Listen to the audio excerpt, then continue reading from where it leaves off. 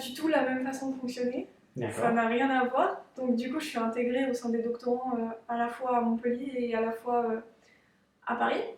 Et vraiment, même les doctorants entre eux ne travaillent pas du tout de la même façon. Par exemple, à Montpellier, on a un journal club, mais c'est pas forcément l'endroit où il y a le plus d'échanges. On va très souvent manger ensemble le midi et du coup échanger sur un tas de choses, scientifiques ou non.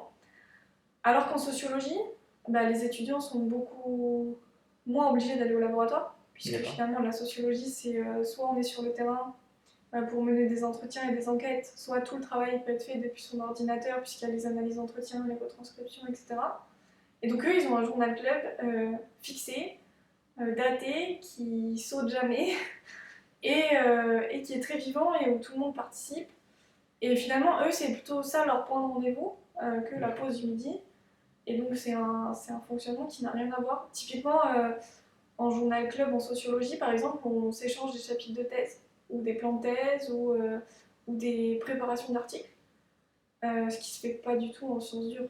Oui. Enfin, je veux dire, au CDGP, en écologie, tous les gens qui ont rédigé leur thèse, déjà, ils l'ont rédigé beaucoup plus vite, puisqu'en en sciences dures, c'est 3 ans non extensibles, en sociologie, c'est plus facilement extensible.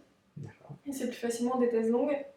Et donc ils prennent beaucoup plus le temps d'écrire leur thèse, de s'échanger les... On appelle ça des ficelles de thèse, donc des petits coups de pouce. Ah, moi je vais regarder ton plan parce que... Et pas forcément sur le fond, parce qu'ils font des choses très différentes, mais D'accord. plutôt sur la forme. Les titres, comment ça s'enchaîne, etc. Je trouve ça